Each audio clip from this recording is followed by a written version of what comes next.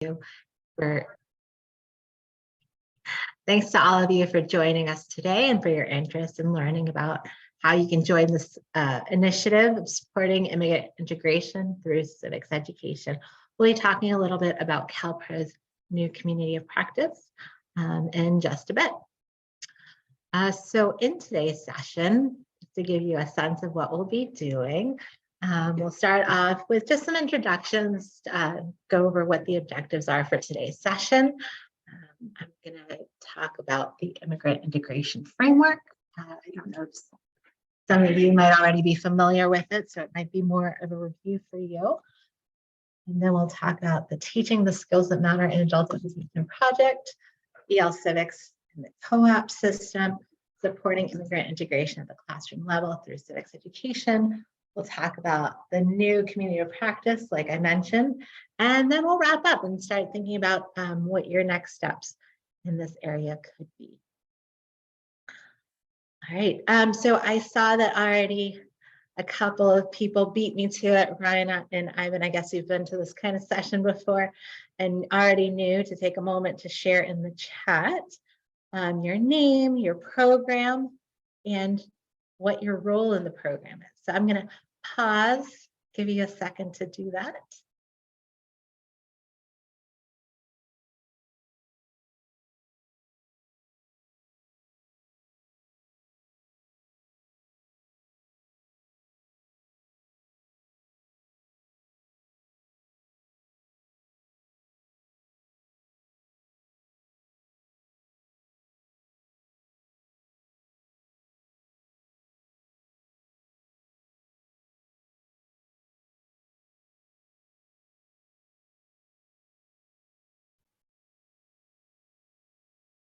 All right. For those of you who haven't had a chance yet, I'm going to encourage you to continue to add that into the chat. It's great to meet those of you who've already shared, Ryan, Ivan, Margaret, Portia, and Paul. It's great to meet all of you, albeit virtually. So as I said when I was going through the agenda, some of these things that we'll be covering today, you may or may not be familiar with already. And so if we were doing this in a live room, I'd ask you to hold up your hand, hold up your fingers 1 to 5, let me know how familiar you are with these topics. See that nobody else is really on camera, so you could come on camera and hold up fingers. Otherwise, I'm going to ask you to put into the chat a number between 1 and 5 to let me know how familiar you are with each of these initiatives. So with each of these items. So first, or you can put in the chat number 1 through 5. How familiar are you with the immigrant integration framework? Okay, Margaret is a 5. So 1, okay. And I should, sorry, before I start asking these questions, I should have been very clear that it's a no judgment zone. Please feel free to be honest. It's okay if you don't know. That's hopefully why you're here. And if you are here, I would love to hear from you a little bit more about what you already know. If you could share your knowledge. All right. Okay, so we're kind of all over the board, it looks like, when it comes to immigrant integration framework. How about the Teaching Skills That Matter in Adult Education project? Or as I like to call it, TSTM for short. Okay.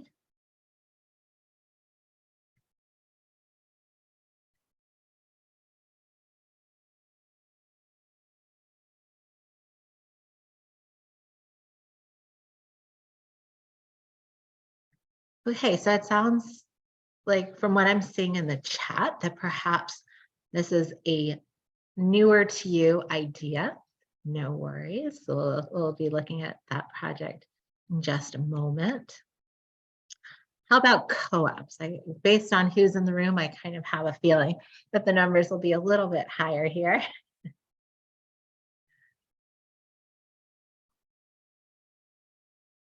Oh, good.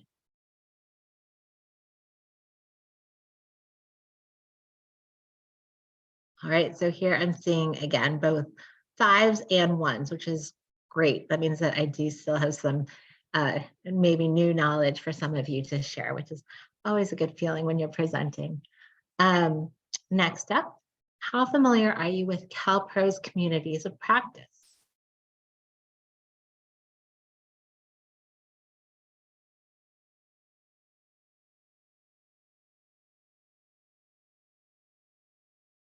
Okay, wonderful. So I'm seeing a lot of familiarity there, which is great.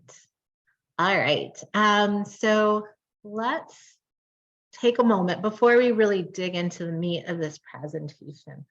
I'm going to ask you to pause and reflect. What is one need or challenge your students face when it comes to participating in the community, their schools, their own education, etc.?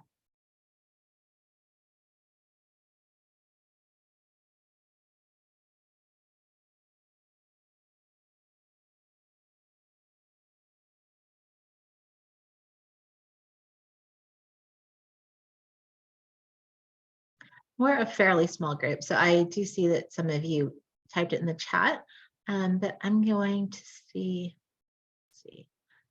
So Margaret shared confidence with English, language barriers, language skills, and cultural knowledge, time, language. Okay. So there are some recurring themes here. Would anybody like to come off or unmute themselves and talk a little bit more about the kinds of challenges you've seen, how this has really shown up for your students? Yeah, Margaret, that would be great if you want to unmute.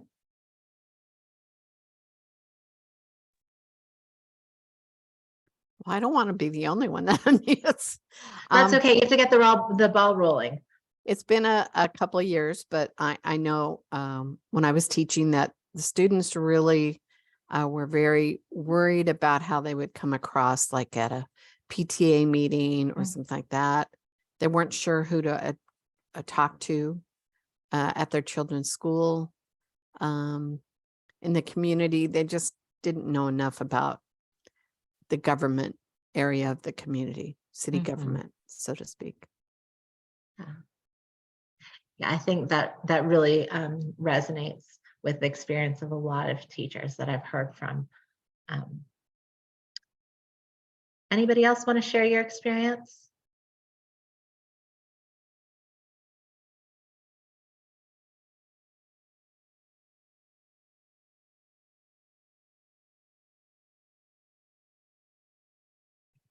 Susie shared in the chat that her experience was similar. All right, so unfortunately, Margaret, for now, you're the only one who is sharing, but that's okay. I hope that others will share a little bit later instead then.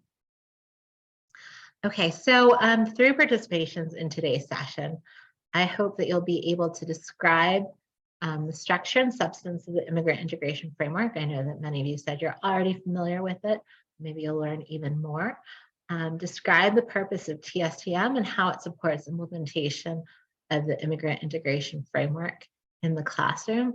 I know that that was the of the 4 things that I asked about at the beginning, it was the one that you were the least familiar with. So I'm really excited to share that project with you. Identify the connections between the TSTM civics education lesson plans, co-ops, and the objectives of the civic and community life goal area.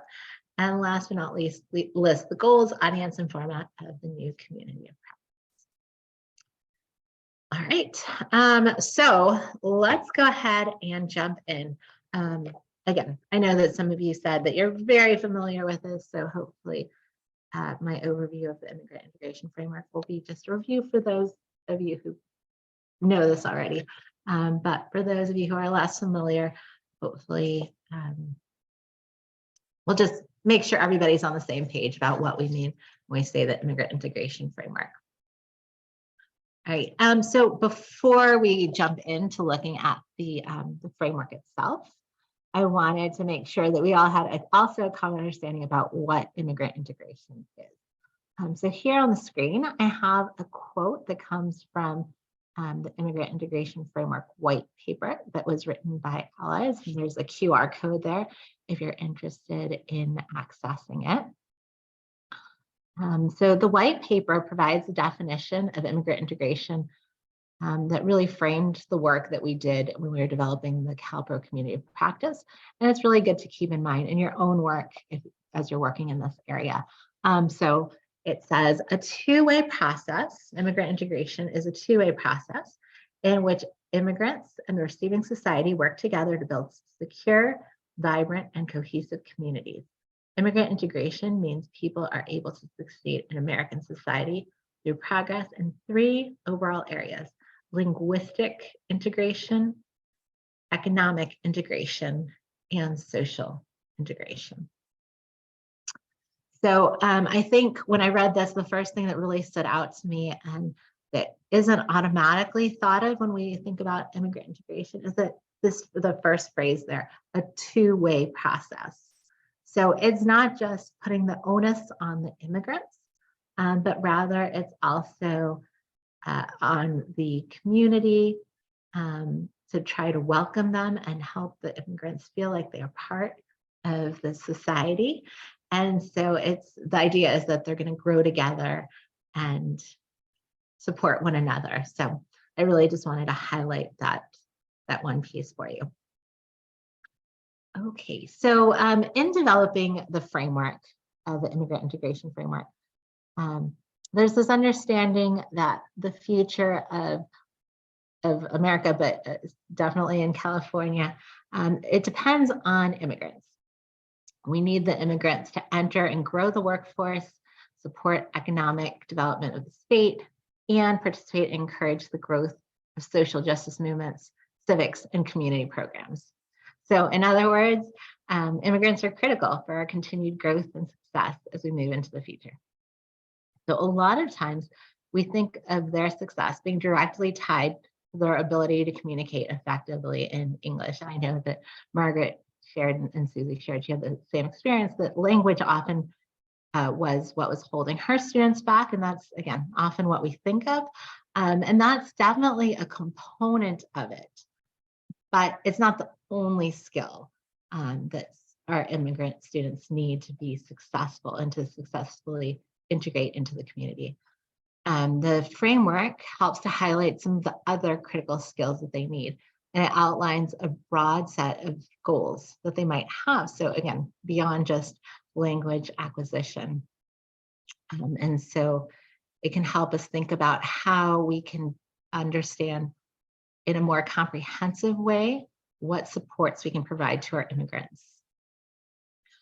The immigrant integration framework was created with the understanding that not all immigrants have the same goals, and so that's why they have a variety there. And it's not meant to be something prescriptive, right? It's a framework. So it's supposed to be adaptable to the different needs that our students might have and the different goals that they might have for themselves. So here on the screen, you'll see it's the overview of the immigrant integration framework in a really graphic model.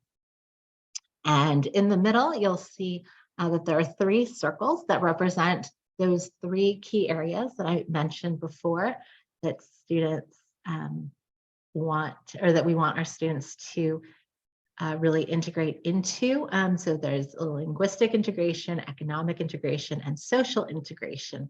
And then on the outside are those goal areas that I mentioned to you earlier, the different areas in which our students might have different goals and that we want to really help them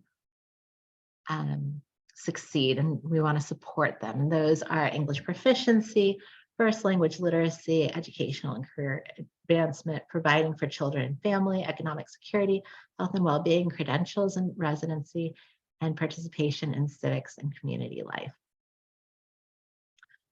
So the one thing I also wanted to highlight is that you'll see underneath that there has been an addition. So when was their first iteration of the framework, they developed it with the three key areas in the middle. And then those 8 goal areas on the outside. And they've also added more recently self-efficacy and digital literacy, because I think we've all seen just how important those 2 items are.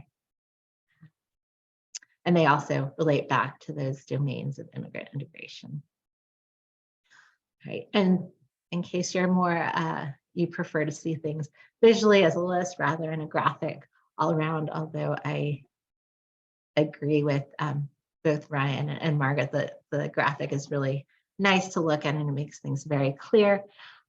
So the 8 areas are economic security, as I said, English proficiency, credentials and residency, health and well-being, educational career advancement, first language literacy, providing for children and family,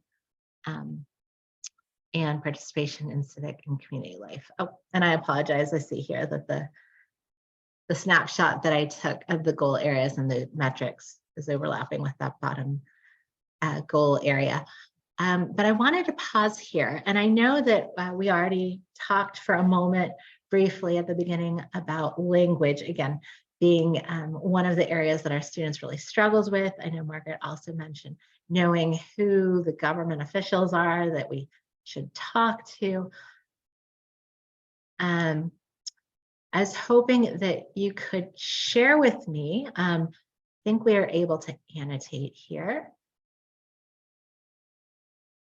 Yes, sorry. If you want to annotate, if you're not familiar, just let me know, type into the chat that you don't know how to do it, or you can just list it in the chat. Which of these goal areas really resonates with you as a need for your students?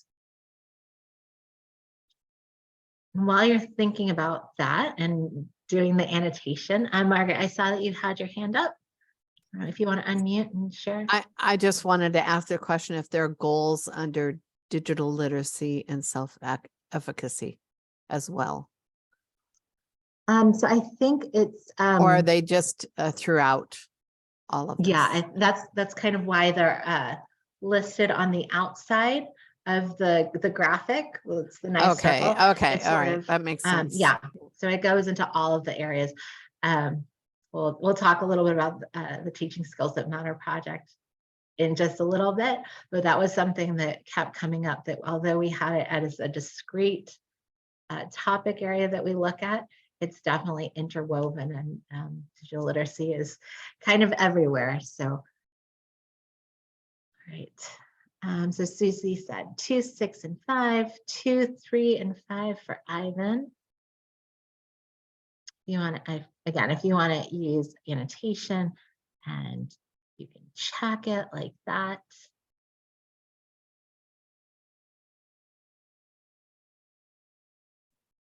Sorry, I'm going to need the education on, well, actually not sorry. I'm happy to get the education on annotation.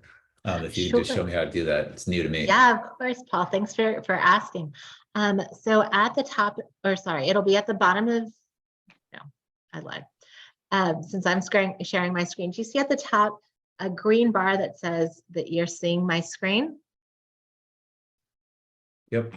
To the right of that, I think that there is a drop-down menu that you can choose. I see you already got it, Paul. Cool. Oh, and there's all these different options too. That's fun. I know, it's super fun.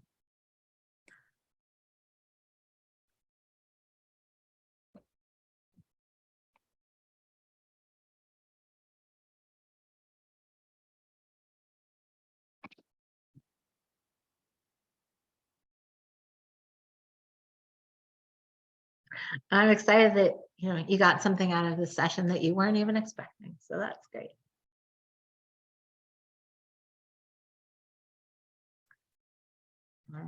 And I see Paul shared in the chat, providing for children and family is one important for his students. Our consortium has done some programming to support parents of young children ESL at elementary school site. That's great. All right, all sorts of fun annotations here. Let me close my annotation so I can see a little bit better. Okay, so providing for children, family has come up for a couple of you, English proficiency. And I think somebody else had already said in the chat that number 6 was also for them. So I just want to know. Marcella, Yes, I'm so sorry. Marcella, first language literacy is not checked, and wondered how that came to be part of the goals for integration. That's a really good question. I was not part of the team that developed the Oh, okay. integrated Okay. integration framework. I thought you might have been. But based on my background in bilingual education, my assumption is that the idea is that if they have literacy in their first language, it really gives them really strong foundation Yes. for Yeah. then building on the literacy in their second language, so that they're not doing not competing, but trying to both learn literacy and a new language at the same time can be really challenging. And so if we provide them first language literacy, I think that helps them, again, At a have the young foundation. age. Yeah. Okay. Gotcha. Mhm, All right. mhm. Thank you. Yeah, no, great question. I know that for a long time, first language literacy or first language use was not frowned upon, but definitely not something that we were supposed to focus on and encourage in the classroom. And I think that now there's a greater understanding of the importance and the usefulness of sometimes using first language. It's really hard for ESL classes to focus Yeah. on because there's so many mixed language groups. It is. It's a challenge, but the first Yeah. language definitely does bring some benefits that we can draw on. All right. I'm going to. Oh, sorry. One more thing. All right. I'm going to move us along. I need to stop annotating to be able to do that. All right. Let's see here. Sorry, trying to check my notes.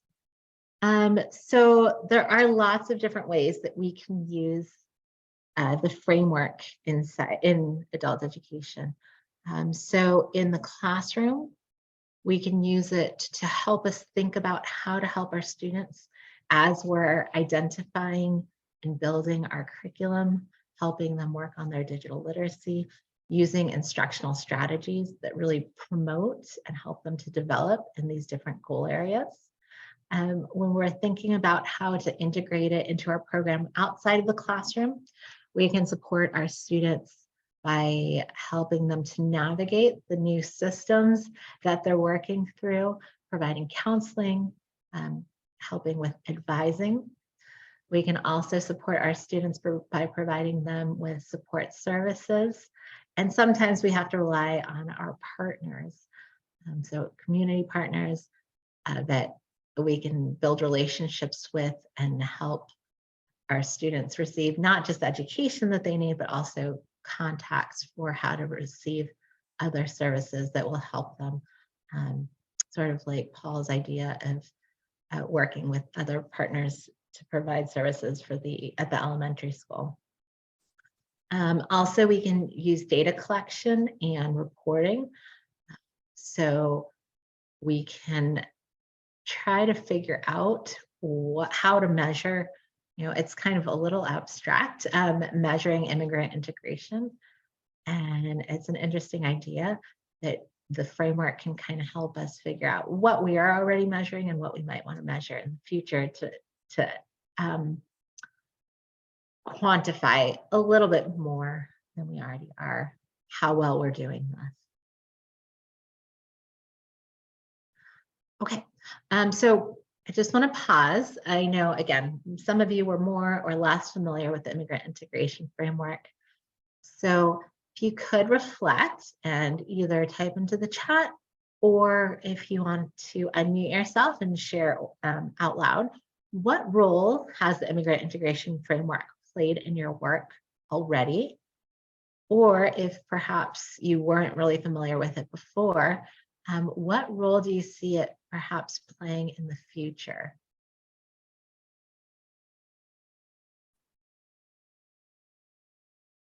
So Marcella, I can speak for Margaret and I, as a part of the CASAS team, we've been working to align the EL Civics co-ops with the immigrant integration framework and introduce as much content as we can so that they help agencies who use those co-ops with immigrant integration. Yes, you've done an absolutely fantastic job, Portia. I was so impressed. For those of you who are not familiar with the work that CASAS has done in this area, I'm going to ask you to check in with Portia and Margaret after this session. They've done so much, but they have a really lovely and easy to read document that shows the alignment and of the different goal areas and the co-ops, and it's just so incredibly useful, I think. So thank you for your hard work in that area.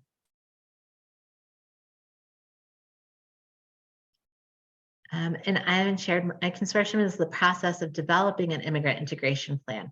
We're in the very early stages of this work. And that's fantastic, Ivan. I'm so excited to hear that you're starting to do work on this. And I would encourage you to perhaps reach out to CalPro. I'll share the contact information at the end. I think our module on this topic would be really helpful to those in your consortium. Margaret and Portia, I'm not sure if you easily have it accessible, the document that shows the alignment. And we'll talk about the EL Civics Exchange at the end. Thank you so much for sharing that link, Portia. All right.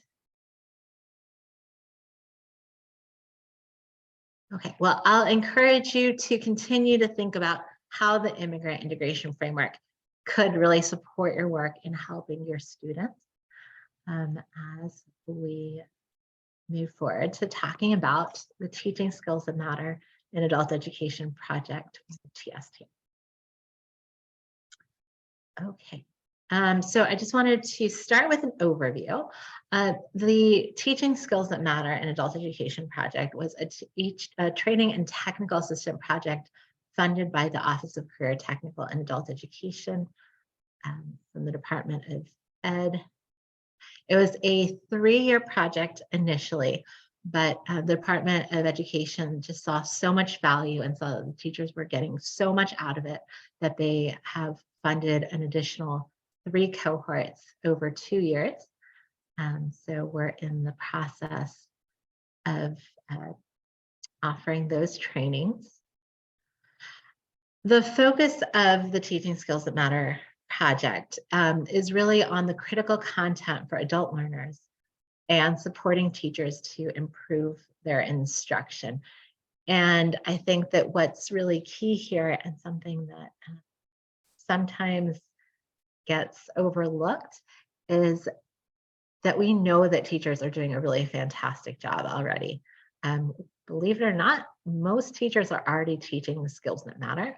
The project is more about being thoughtful and intentional about teaching those skills, and thoughtful and intentional about teaching in the topic areas that are really important for adults, that I'll talk about in just a little bit. And using approaches that have been shown to be successful with adult learners. So it's helping them in school and workforce, preparing them for what they need for the future.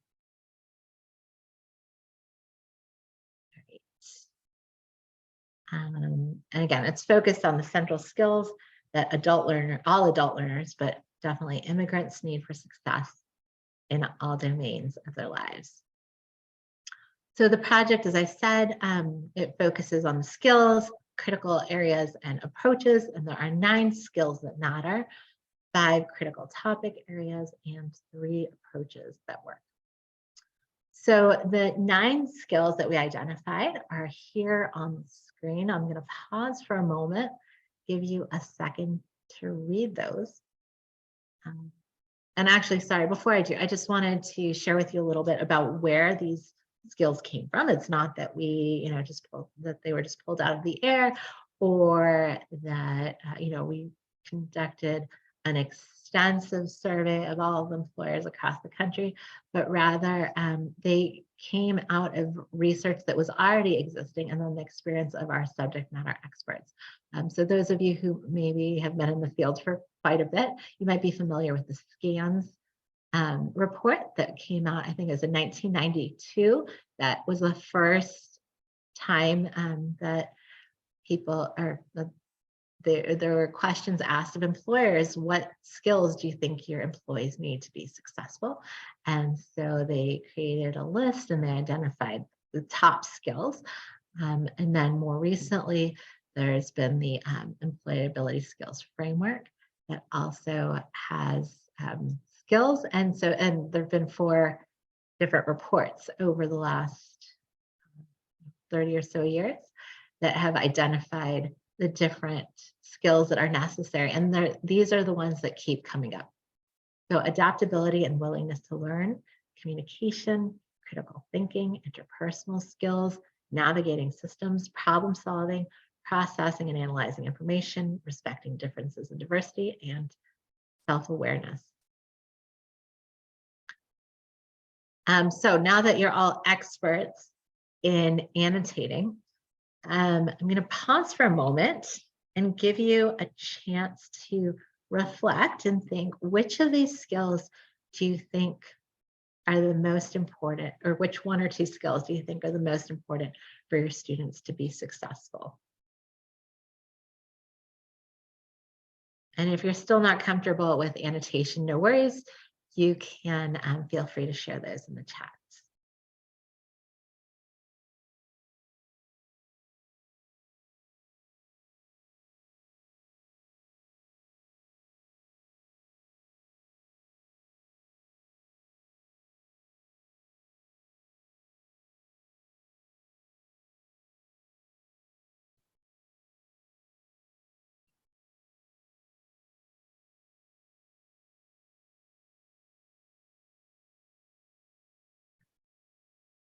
So interpersonal skills is taking an early lead.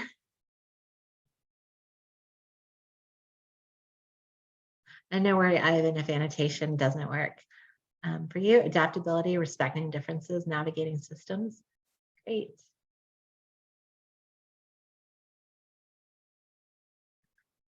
And Margaret noted in the chat that several of these skills overlap.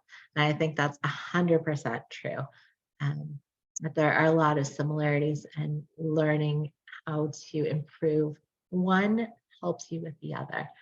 So I think that's I think one of the great things that sometimes, especially when you present it in boxes like I am here, we have a tendency to think of it as this discrete thing. Adaptability and willingness to learn is separate from communication, is separate from critical thinking, for example, but it's not. They all require you to have similar skills. Especially in the ESL, or not in the ESL, in the adult learner classroom, this is incredibly important for that our students don't have a lot of time. So by building on one, we can help them with another as well. So that's one of the great things here. All right. Let's move on now, and we'll look at the topic areas. So as I mentioned, there are 5 topic areas that are the focus of this project. And these came out of the legislation. And so, for example, WIOA Title II defines civics education as education services provided to English learners who are adults, including professionals with degrees and credentials in their native countries, that enables such adults to achieve competency in the English language and acquire the basic and more advanced skills needed to function effectively as parents, workers, and citizens in the United States. So that one very clearly is relevant for our immigrant students. But also the project focuses on digital literacy, and the definition here comes from the Museum and Library Services Act of 2010, Digital literacy skills mean the skills associated with using technology to enable users to find, evaluate, organize, create, and communicate information in developing digital citizenship and the responsible use of technology. So in 2022, having digital literacy skills are incredibly important for our immigrant students as they try to figure out how to navigate those new systems that I mentioned earlier. Financial literacy skills are also incredibly important. And when I say financial literacy skills, I mean having the knowledge and skills needed to make financial decisions that promote financial self-sufficiency, stability, and well-being. These skills include the ability to effectively locate, evaluate, and use information, resources, and services, and to make informed decisions about financial obligations, budgeting, credit, debt, and planning for the future. So as our students come to the US, as they begin integrating into our communities, this is one of the areas that sometimes our students have some challenges with. Our systems might be a little bit different than those that they're familiar with at home. But we need to work on this area so that they can become self-sufficient. Health literacy skills means having the knowledge, skills, and ability to ask relevant questions, to obtain and apply information, evaluate information for credibility and quality, communicate effectively, and make critical decisions to promote one's own health and well-being and that of one's family and community. So again, I think you'll see here that there's the overlap, although we often think about civics education as the key area for helping our immigrant students integrate into our society. Health literacy is really critical for them as well, so that they can take care of themselves, they can take care of the community. Our last of these is workforce preparation, which refers to having the knowledge, skills, and competencies that, when developed and demonstrated, prepare individuals to obtain and retain employment or advance in the workforce. So I think that although all of these are commonly taught and we commonly work on these with our immigrant students, some of them definitely are less common in our classrooms. So I'm curious if you can, again, annotate, share in the chat, or unmute yourselves and let me know, which of these do you teach the least often? Maybe not at all in your classrooms.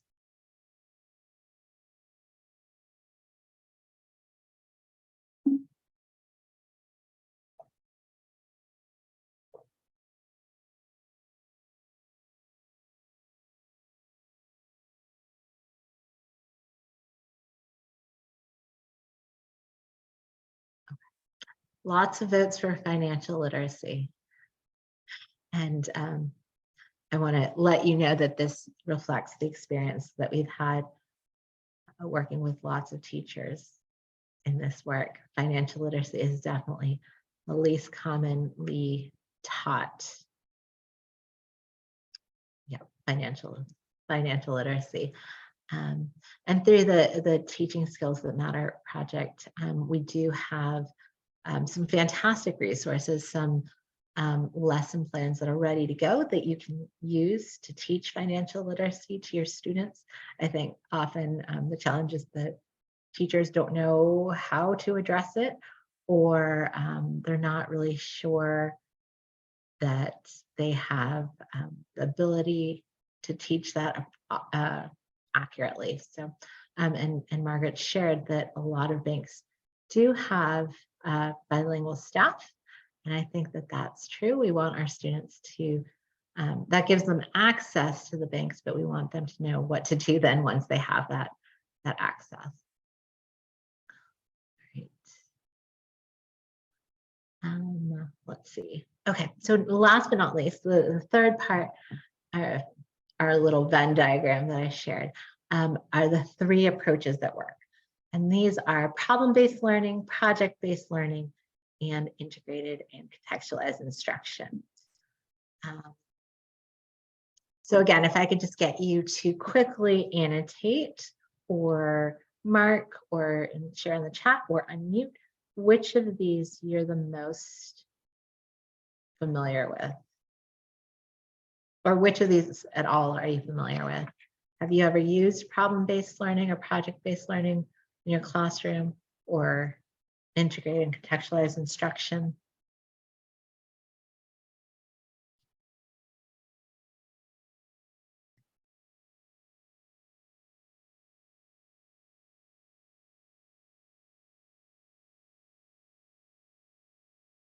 Great.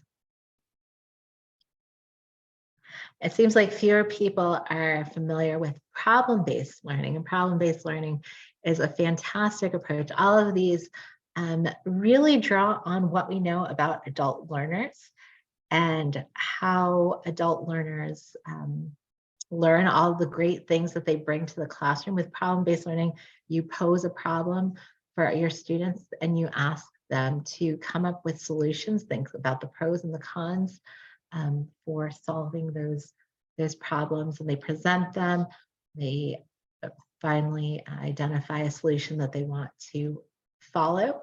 With project-based learning, for those of you who are less familiar with it, it's very similar to problem-based learning, but the final product is a project, so it can be like a video, a poster, something like that, rather than a solution.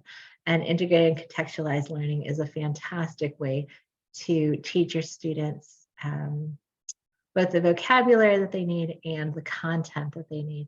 It's a really time-saving way to work with your students.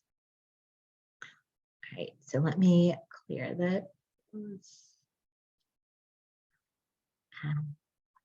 move on. So again, you've heard me mention many times already this project that has that developed different resources that are available to you.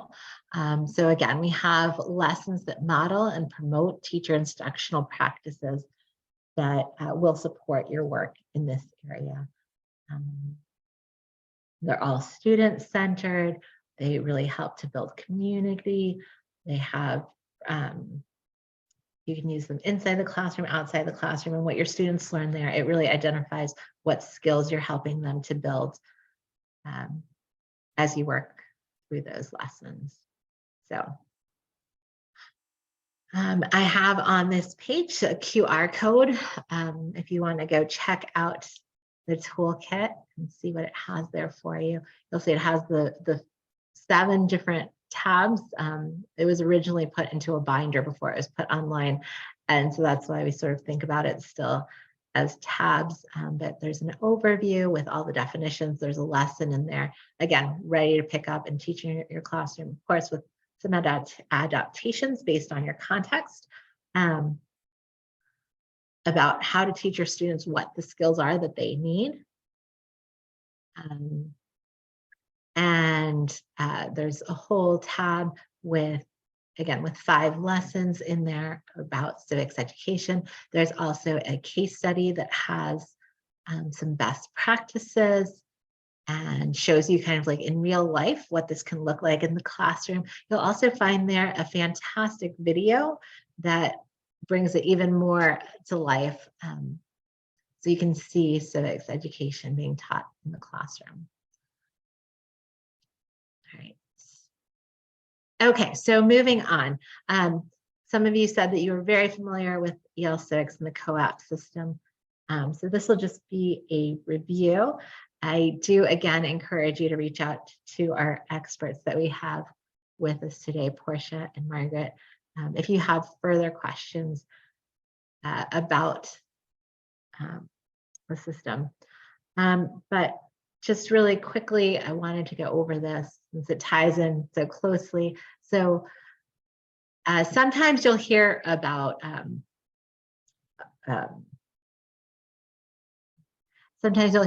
co-ops. It's a term that you hear a lot, and we'll also hear about civics objectives. And so, I wanted to clarify for you what the difference is. So Objective is a general competency that helps students access their community. It's really important. And here I have on the screen an example. So you could say that your objective is to identify and access employment and training resources to keep a job. That's true. And then the co-op sort of explains how you know whether or not your students have met the objective. So it's a whole plan for performance. If you're not familiar with it, I do encourage you to take a look at it. It's very useful in knowing at different levels, how do you know that your students are achieving these? So I can say complete a job application and demonstrate successful job interview techniques. That's how you know that they've met the objective of identify and access employment and training resources to obtain and keep a job. And Portia shared in the chat that Lori Howard is the expert, and she absolutely is. And thank you for sharing in there the email address for reaching out if you have more questions on this. So in just, again, as an overview, there are 59 civic objectives that you can select. 29 of those have been designated for 243 funding, so you might want to keep that in mind. There are many co-ops for each civic objective, so it's not just, it's not prescriptive, this is what you have to teach, but rather this is how you know, again, this is how you know that your students have met that objective, that they're succeeding, that they're moving towards your goal. As of December 2021, there were 170 co-ops, but I know that Lori is always looking to add to that list. And again, before we move on, I did want to just one more plug that you reach out to CASAS, Lori Howard, or using that email address that Portia shared in the chat if you have any other questions about that. So how are we supporting immigrant integration in the classroom through civics education? So all of these three things that I mentioned that we talked about and looked at, the Immigrant Integration Framework Goals, TSTM, and the EL Civics and Co-op system really are helping us to improve our teaching and the learning that happens in our classrooms so that we can better serve our students, so that we can help them work through the process. We can do this two-way system and support and approach for immigrant integration.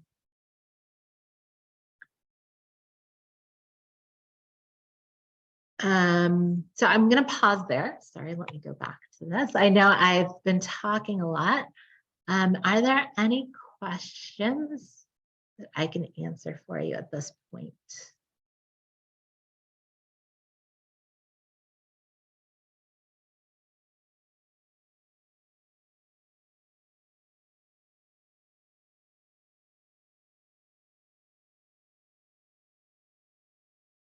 Hi, Marcella.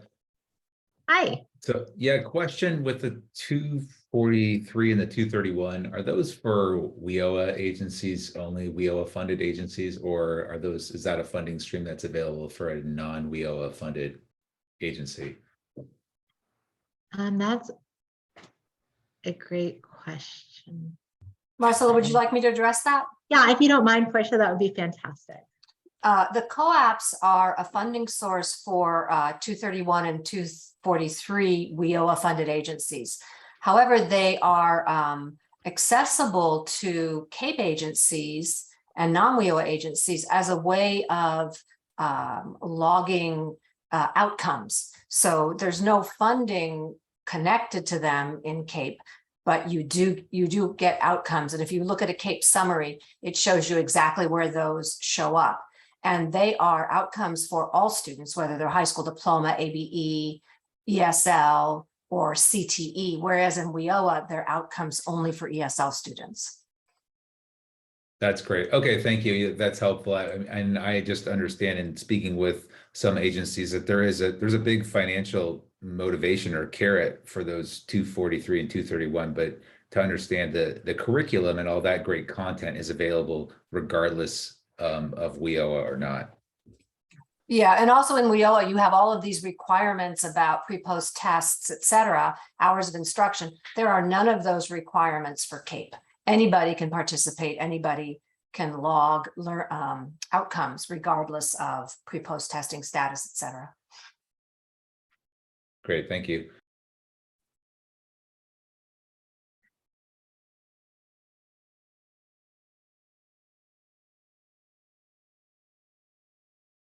And Margaret noted the curriculum is now available in the repository elcivics.otan.us.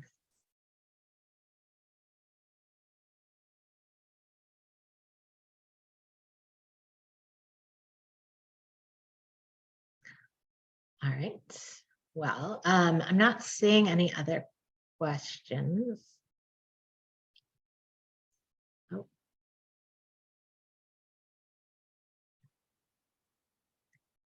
Right. Okay. So with that, I wanted to just let you know about the new community of practice that was released, I think July 1st was when it first became available to request.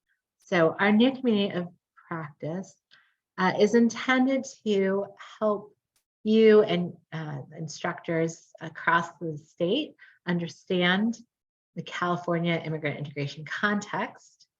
So a lot of work is done around understanding why this is important and planning instruction that supports immigrant integration because it's aligned with the objectives of from the immigrant integration framework, specifically the civics and community life goal area. And it uses the TSTM lessons and tools and approved EL civics metrics. So although we often think that most of our immigrants are in our ESL classroom, this is open to all the instructors who touch or who interact with adult English language learners. So if you're an ABE teacher and you have students in your classroom that you want to learn how to support, we encourage you to participate in this community of practice as well. And although many of our participants have been from programs that have IELCE funding, it's definitely not a requirement. It is open to all CAPE funded agencies. So if you're familiar with our CalPro module format, I think many of you said that you already were. It generally follows the same kind of format. We start off with a pre-session where we do an overview and an introduction of the topic. There's a lot of getting to know you and community building and a lot of reading and activities that introduce you to the topic. Then we come together. There's a synchronous session that looks at supporting immigrants through teaching skills that matter. And I believe that that is available both virtually and in person. Then after we've had our 3-hour session together, thinking about how we can really support immigrants in our classrooms, there's the interim session where you have an opportunity to put into practice what you've learned, and you get to teach a civics education lesson from the TSTM toolkit. So the reason that we do this is that it's sometimes challenging to go back and apply the next day what you learned. You have a ready-made lesson that is that makes it a little bit easier for you. It also helps to break the ice a bit because you have something ready to go. It's not all coming up with it on your own. And then we come back together. You have an opportunity to reflect on how that went.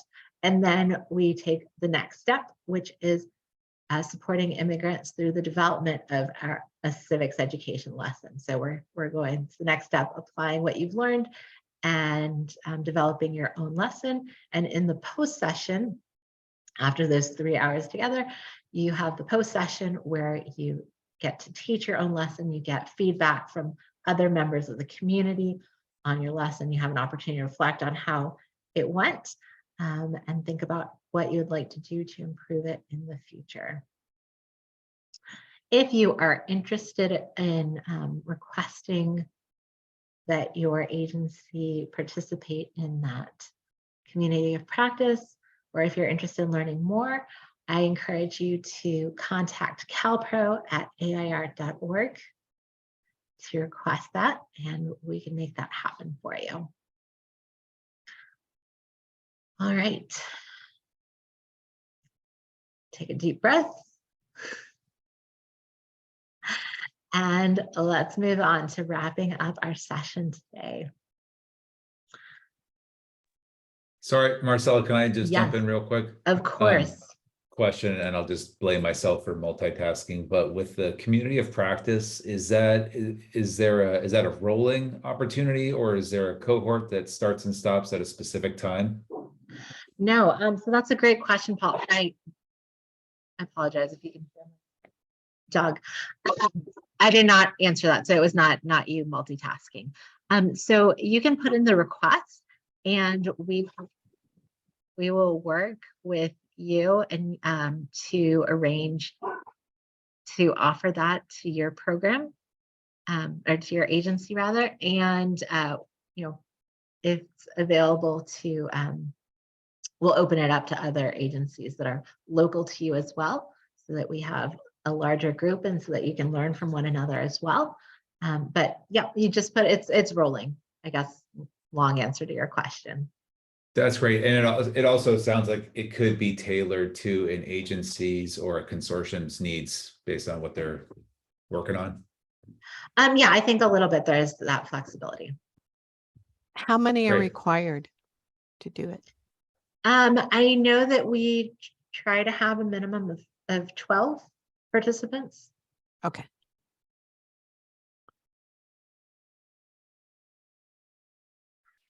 We like to have at least 15, just again to get have a lot of really good conversation.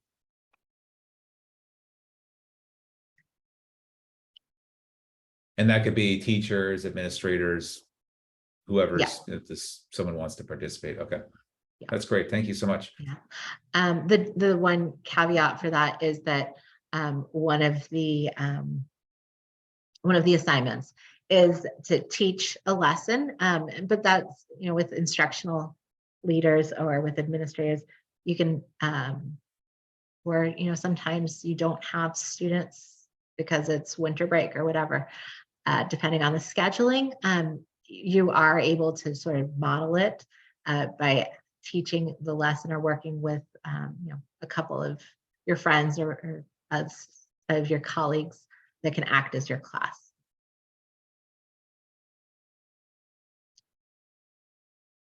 Okay, so as you can tell, I'm really big on reflection. So I'm going to ask you to pause, think, share with us in the chat your response to any of these prompts. So your aha moment, the most interesting or useful thing I've learned today, a change I will make based on what I learned, or I'm excited about or excited to.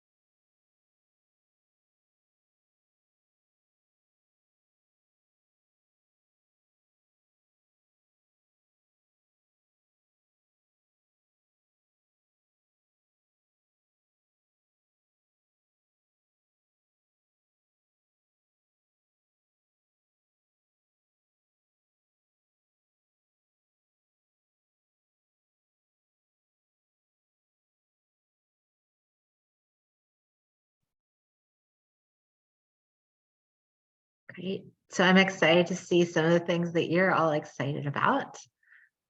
Susie wants to explore problem-based learning. And Susie, you'll find in the TSTM toolkit both more information, a more extensive definition than the one that I provided today in the overview section. And then each of the topic areas, we have one lesson that's specifically problem-based learning. So I hope that'll be useful to you.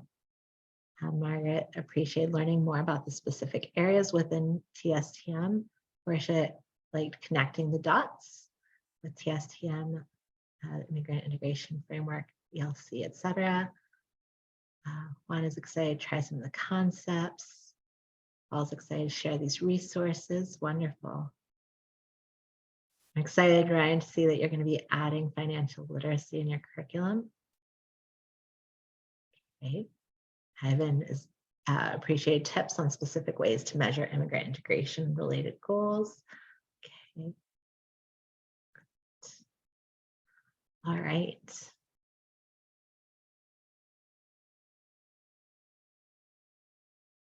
Okay, are there any final questions while we're together? I realize that for some of you, I'm standing between you and your lunch. We're trying to get some final work done before you head to lunch.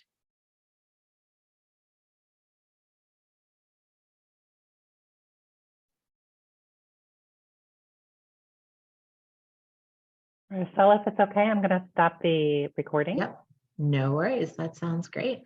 All right.